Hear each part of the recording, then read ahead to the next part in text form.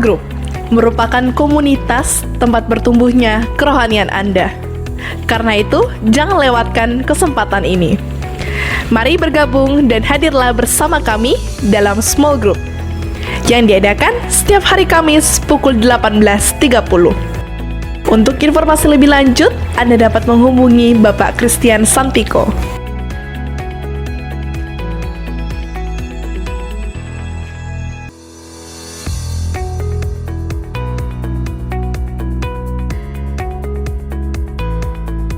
Shalom jemaat Tuhan, apa kabarnya? Saya berdoa setiap Anda semua dalam keadaan sehat, dalam keadaan baik, dan tentunya Anda semua diberkati oleh Tuhan. Senang bisa menjumpai Anda kembali di small group kita pekan ini. Dan saya percaya small group kita hari ini akan membuat setiap Anda dan saya semakin sungguh-sungguh, khususnya dalam kita menyongsong kedatangan Tuhan yang kedua kali. Mari kita akan segera memulai small group kita di pekan ini. Mari kita akan bersatu hati dan kita berdoa. Mari kita berdoa. Terima kasih Tuhan buat anugerah yang luar biasa hari ini. Kami boleh ada bersama-sama di small group ini, dan kami percaya small group kami hari ini adalah small group yang diberkati oleh Tuhan. Kami akan bertumbuh bersama-sama, belajar dari firman, melalui firman Tuhan ini kami semakin dikuatkan. Kami dibawa kepada pengenalan akan Tuhan yang luar biasa. Olehnya, urapi dan pimpin kami supaya kami bisa mengerti akan firman Tuhan yang disampaikan. Urapi hamba-Mu dan urapi semua kami dalam nama Tuhan Yesus Kristus. Haleluya. Amin. Puji nama Tuhan, saudara yang dikasihi Tuhan. Tema untuk small group kita di pekan ini adalah apa yang harus kita siapkan, bagian yang kedua. Ya, pelajaran hari ini sangat berkaitan erat dengan pelajaran kita di minggu yang lalu. Di minggu yang lalu kita sudah belajar bersama-sama tentang apa yang harus kita siapkan dalam menyongsong kedatangan Tuhan yang kedua kali. Anda dan saya mesti ingat bahwa ini waktunya buat kita untuk serius mengikut Tuhan. Amin. Kenapa? Karena Tuhan Yesus akan datang yang kedua kali. Ini bukan karena kita menjadi orang Kristen yang putus asa. Tidak. Tapi karena kita tahu bahwa kita semua tidak akan selama-lamanya tinggal di dunia. Amin. Tuhan menyediakan tempat bagi kita untuk kita bisa tinggal bersama-sama dengan Dia dalam kerajaan sorga. Sebagai contoh yang kita mesti sadari bahwa semakin lama usia kita semakin bertambah. Dulu kita muda, tapi sekarang kita sudah enggak muda lagi. Amin. Itu artinya kita semua siap atau tidak siap, kita akan bertemu muka dengan Tuhan. Entahkah Tuhan akan menjemput kita di awan-awan, ataukah Tuhan menjemput kita melalui sebuah kematian.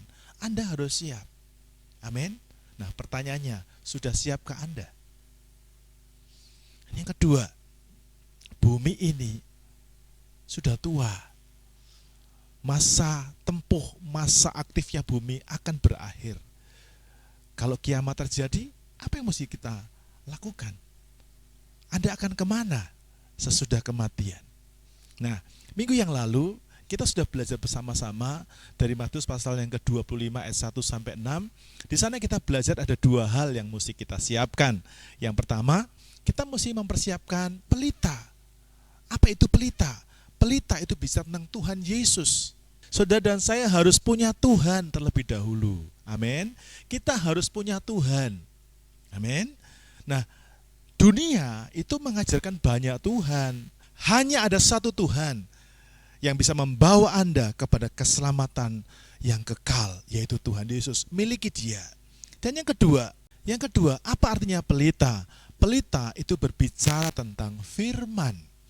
Mazmur 119 ayat 105 berkata, firman-Mu itu pelita bagi kakiku dan terang bagi jalanku. Anda dan saya membutuhkan firman. Firman itu yang menuntun langkah Anda. Firman itu yang bisa menunjukkan langkah hidup Anda, supaya Anda itu sampai kepada tujuan. Anda tidak tersandung. Anda betul-betul berada di jalan yang lurus, bukan jalan yang sesat. Amin.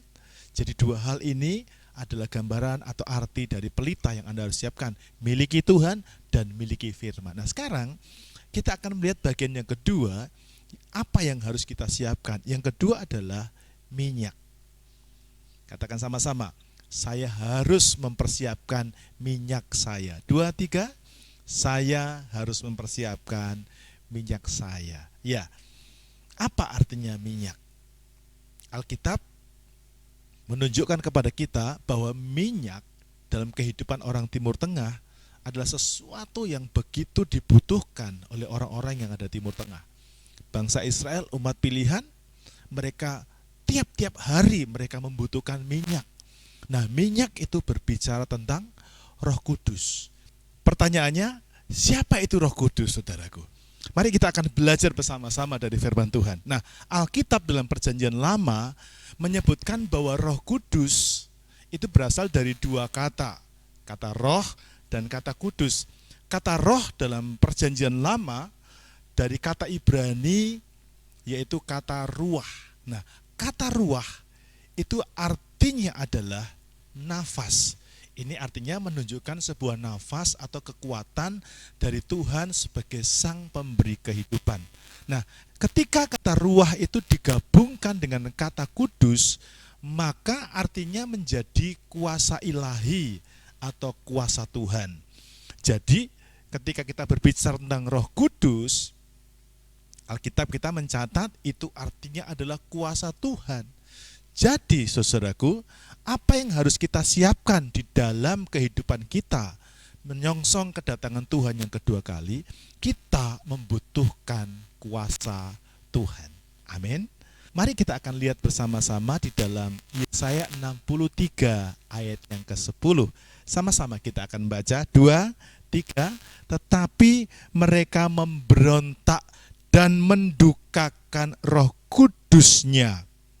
Maka ia berubah menjadi musuh mereka dan ia sendiri berperang melawan mereka. Nah, kata Roh Kudus inilah yang artinya adalah kuasa Tuhan atau kuasa ilahi.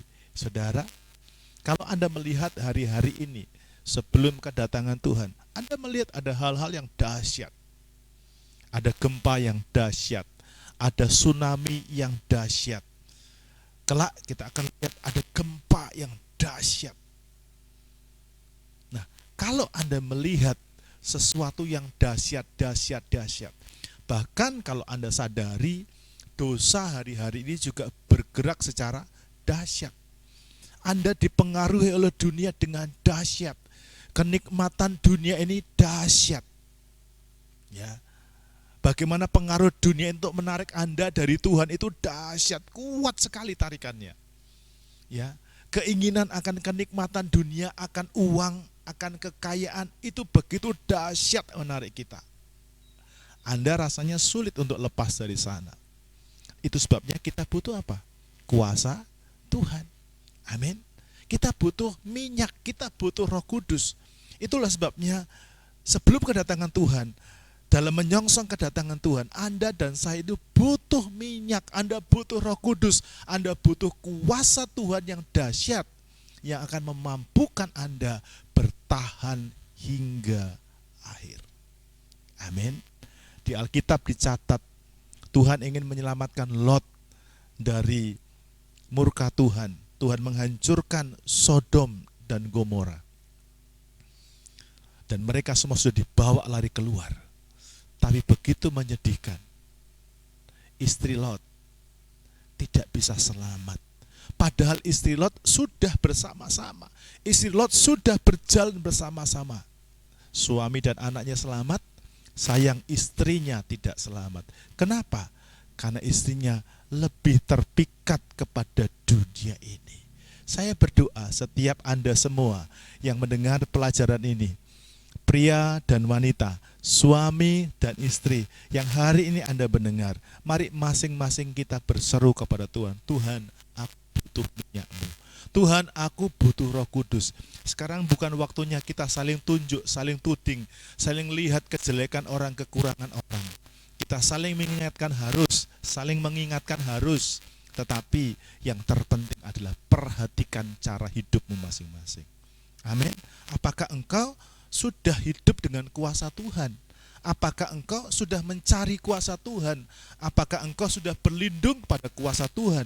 Apakah engkau sudah mempersiapkan minyakmu, yaitu Roh Kudus, yaitu kuasa Tuhan? Apakah bernaung kepada Tuhan? Tuhan lindungi aku, Tuhan bawa aku mendekat kepadamu. Bagaimana caranya kita ini bisa berlindung kepada kuasa Tuhan? Bagaimana caranya kita ini bisa mendapatkan atau mempersiapkan minyak kita Roh Kudus? Anda harus cari Roh Kudus. Anda harus terus bersekutu dengan Roh Kudus. Dimulai dengan bangun kehidupan doa. Bangun persekutuanmu dengan firman. Amin. Saudara, Anda pasangan-pasangan muda yang mungkin Anda baru menikah, Anda baru punya anak, atau Anda baru nyekolahkan anak-anak yang masih kecil, tantanganmu memang berat. Karena kau harus sibuk ngurusin anak, harus ngurus baby Anda. Tapi Anda mau tidak mau ada di hari terakhir harus tetap mempersiapkan minyakmu. Jangan sampai kesibukanmu membuatmu kehilangan minyak. Jangan sampai engkau nggak punya persiapan minyak. Karena kedatangan Tuhan tidak nunggu Anda siap atau tidak siap. Tapi siap atau tidak siap, pastikan Anda persiapkan minyak Anda. Persiapkan Roh Kudus yang adalah kuasa Tuhan yang bisa menyelamatkan hidup Anda dan hidup saya. Amin. Sekarang yang kedua, siapa itu Roh Kudus? Mari kita akan bersama-sama membuka Alkitab kita di dalam Injil Yohanes pasal 14 ayat yang ke-26. Yohanes 14 ayat 26. Mari bersama-sama kita akan membacanya dengan suara yang keras ya. 2, 3. Tetapi penghibur, yaitu Roh Kudus, yang akan diutus oleh Bapa dalam namaku, dialah yang akan mengajarkan segala sesuatu kepadamu dan akan mengingatkan kamu akan semua yang telah kukatakan kepadamu. Amin, saudara. Yang kedua, siapa itu Roh Kudus? Tadi yang pertama, dia adalah kuasa Tuhan. Dia adalah kuasa ilahi. Sekarang yang kedua, Roh Kudus adalah Parakletos. Mari ucapkan sama-sama dengan suara keras. 2, 3. Roh Kudus adalah Parakletos. Ya, apa artinya Parakletos? Parakletos itu berarti penghibur. Dalam Yohanes 14 dituliskan satu kata, penghibur. Tetapi penghibur yaitu Roh Kudus. Nah, kata penghibur itu dipakai kata Parakletos. Ya, Parakletos atau Roh Kudus itu punya kemampuan untuk menghibur kita. Kita lihat bagaimana dunia itu begitu dahsyat menarik saudara. Nggak usah kita cari yang lain atau ambil contoh yang sulit. Kita contoh sederhana. Di tangan saudara ada handphone ya, handphone. Handphone ini begitu canggih, begitu luar biasa. Tiap orang kemana-mana pegang handphone. Saya hari ini membawakan materi pegang handphone, pakai handphone. Amin. Karena apa? Handphone ini sekarang disebut sebagai handphone pintar. Ya, semua orang pengen dekat sama yang pintar-pintar ini karena memang canggih, saudara. Di dalam handphone kita, Anda bisa lihat apa saja, Anda bisa tahu apa saja. Dunia yang luas itu, Anda bisa lihat hanya dengan sebuah alat kecil ini, saudara. Amin.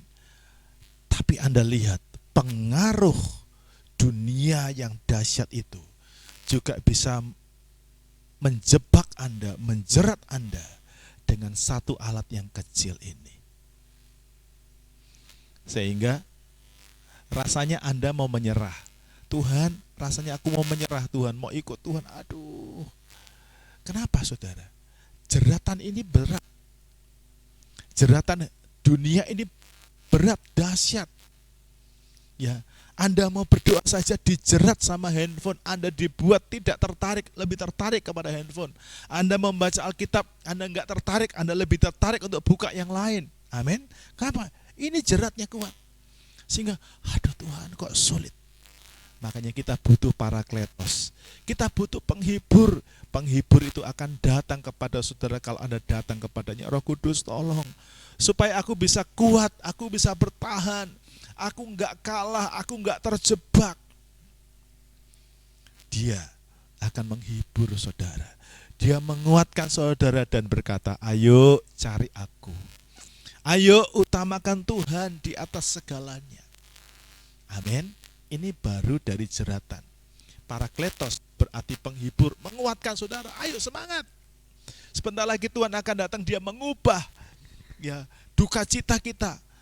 Kita nggak bisa nikmati kenikmatan dunia ini, tapi suatu saat kita akan menikmati kenikmatan yang kekal di sorga bersama-sama dengan Tuhan. Amin. Nah, yang kedua arti daripada parakletos itu artinya adalah advokat atau pembela. Saudara, tadi jebakannya berat, tapi di akhir nanti juga Anda akan dijerat dengan dakwaan demi dakwaan. Tiap hari Anda mau berdoa, ayo sudah enggak usah berdoa. Ngapain berdoa? Tuh lihat orang sana enggak pakai doa juga kaya. Tuh lihat orang sana enggak pakai doa juga pakai mobil mewah. Tuh lihat orang sana enggak berdoa pun rumahnya besar. Ya, betul. Anda tanpa Tuhan Anda bisa kaya. Kenapa? Karena tujuan hidup kita bukan untuk kaya. Tujuan hidup kita di dunia ini adalah untuk menggenapi rencana Allah. Anda di dunia menikmati kerajaan sorga, Anda mati, Anda tinggal di dalam kerajaan sorga. Bukan untuk kaya. Tapi bukan berarti Anda tidak bisa kaya karena Tuhan. Amin. Tapi kalau hidupmu tujuannya untuk kaya, Anda akan terjebak dengan tujuan kehidupan yang salah. Iblis mendakwa saudara tiap hari. Iblis memaksa saudara setiap hari. Lihat, aduh, kok makan sulit ya. Anda lalu lihat orang lain kok makannya enak. Lalu Anda mulai terjatuh. Roh Kudus akan membela saudara, berkata, jangan lihat itu. Amin. Jangan lihat itu. Nah, pembela. Saudara, bicara tentang pembela. Roh Kudus itu adalah pembela yang setia. Dia ada bersama-sama dengan kita, dia selalu ada di samping kita. Dan berkaitan dengan pelita, Roh Kudus sang pembela itu, dia akan membuat ketika engkau lemah, dengan adanya minyak, dengan adanya Roh Kudus, dengan adanya pembela, itu yang membuat engkau tetap bisa menyala. Katakan amin. Orang lain sulit untuk menyala, tapi ketika engkau punya Roh Kudus, itu bikin hidup Anda menyala. Bikin hidup Anda terus jadi berkat, membuat hidup Anda terus bisa bercahaya. Saya ketika mempersiapkan materi ini, saya begitu kagum dengan Roh Kudus. Karena ternyata Roh Kudus itu adalah parakletos yang bersama-sama dengan kita. Dia adalah pembela yang bersama-sama dengan kita di dalam setiap tugas Anda. Anda tugasmu apa di kantor, di tempat kerja saudara? Lihat, Anda perhatikan, di situ Roh Kudus menyertai saudara. Dia bela saudara waktu Anda dalam kesulitan. Ini yang saya mau bagikan kepada Anda. Ada kalanya saya juga berada dalam titik jenuh. Saya capek, saya sulit, saya kehilangan akal. Aduh, besok mau persiapan untuk ibadah minggu, saya mau khotbah apa? Besok saya harus persiapan untuk mesbah doa, mau pakai materi apa? Hari ini saya mau bagikan firman Tuhan kepada Anda, saya mau pakai materi apa? Saya tidak tahu. Saya merasa bodoh, kosong, dan tidak punya apa-apa. Tapi Roh Kudus Parakletos itu menjadi pembela saya. Amin. Waktu saya dalam keadaan tidak berdaya, dia mengajar, dia membela, dia menunjukkan, dia membuat seperti kalau pelita itu ya mulai redup. Dia minyak itu membuat api kita nyala kembali. Diserap nyala kembali. Saya ketika redup datang kepada Tuhan, dia kasih kita, kasih saya hikmat. Jadi bahkan saya merasakan ketika saya bersekutu dengan Roh Kudus itu bisa buat sesuatu yang luar biasa. Dia bisa membuat ide yang kreatif, dia membuat saya menjadi pintar. Bahkan saya merasa dengan Roh Kudus saya menjadi orang yang tidak terbatas, saudara-saudara. Dengan Roh Kudus, saya bisa menjadi orang yang pintar, orang yang tidak kehabisan akal. Amin. Anda pengusaha, Anda butuh parakletos, Anda butuh Roh Kudus bela saudara. Mungkin Anda sudah nggak tahu mau bikin apa ini ya. Saya mau buat ini, orang lain sudah buat itu. Datanglah kepada parakletos, dia pembelamu. Dia akan bela saudara, kasih ide-ide yang kreatif. Amin. Saya ingat kesaksian dari Pak Buisung.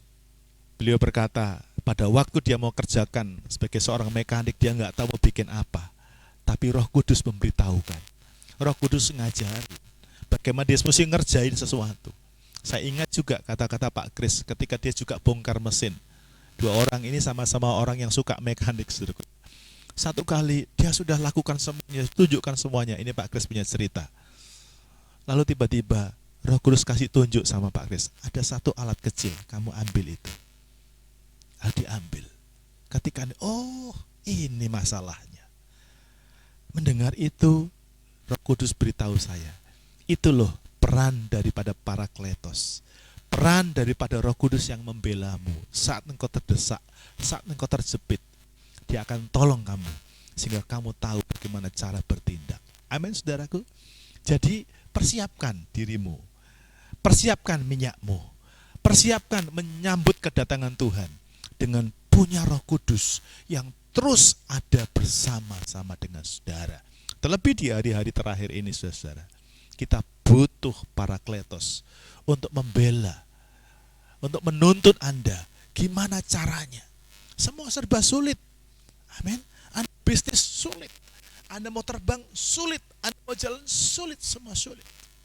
Nah, kita butuh parakletos yang akan menuntun saudara, menunjukkan jalan supaya Anda sampai kepada tujuan kekal. Tinggal bersama-sama dengan Tuhan di dalam kekekalan. Dua hal kita pelajari hari ini tentang apa yang mesti kita siapkan. Yang kedua, kita bicara tentang minyak, yaitu Roh Kudus. Roh Kudus adalah kuasa Tuhan. Kita butuh kuasa Tuhan untuk bisa melawan, menghadapi semua yang dahsyat-dahsyat itu. Dan yang kedua, kita butuh parakletos yang artinya Roh Kudus penghibur. Dia hibur kita, dia kuatkan kita supaya bertahan sungguh-sungguh cari Tuhan. Dan yang kedua, pembela itu artinya dia akan membela saudara. Nuntun, ngajari itu bela. Waktu Anda, klien Anda butuh pertolongan Anda dan Anda nggak tahu jalan, dia akan bela, tunjukkan jalan kepada saudara. Amin. Terlebih, pembela berfungsi untuk membela saudara sampai kepada kekekalan. Amin saudaraku. Kiranya pelajaran ini jadi berkat buat saudara. Bersatu hati mari kita akan berdoa. Tuhan, terima kasih untuk pelajaran ini. Hamba-Mu sudah sampaikan secara sederhana, tapi kami percaya Roh Kudus yang dahsyat itu akan menuntun kami, ngajari kami, supaya kami ngerti akan firman ini. Dan dahsyatnya Tuhan itu boleh kami alami di hidup kami. Terlebih di saat-saat di mana kami menyambut kedatangan-Mu, biar kami mempersiapkan minyak kami. Kami akan haus dan bersekutu dengan Roh Kudus setiap hari, lewat persekutuan kami dalam doa, pujian, penyembahan, dan persekutuan kami dengan firman, buat kami lekat dengan Roh Kudus. Hamba berdoa, lapar dan haus akan Roh Kudus mengalir atas setiap kami, dalam nama Tuhan Yesus. Haleluya. Amin. Puji Tuhan. Sekarang kita akan masuk di bagian sharing kita. Panduan sharing yang pertama adalah apa berkat yang sudah dapatkan. Dari pelajaran yang saya sudah bagikan hari ini, apa berkat yang Anda dapatkan? Apa kesan yang baik yang Anda bisa sharingkan kepada kami semua? Silahkan di-sharingkan. Dan saya juga menunggu, saudara. Saya minta dengan kasih Tuhan, saya pengen tahu, pengen diberkati lewat kesaksian Anda. Maka tuliskanlah kesaksian Anda, berkat Anda di form respons yang dibagikan di grup, small group Anda. Dan yang kedua, apa komitmen Anda? Setelah mendengarkan firman Tuhan ini, apa komitmenmu? Apa komitmen Anda dalam menyambut kedatangan Tuhan? Kiranya sharing Anda akan menjadi menarik dan semua Anda diberkati Tuhan. Tuhan Yesus memberkati. Sampai jumpa minggu depan. Shalom, shalom, shalom.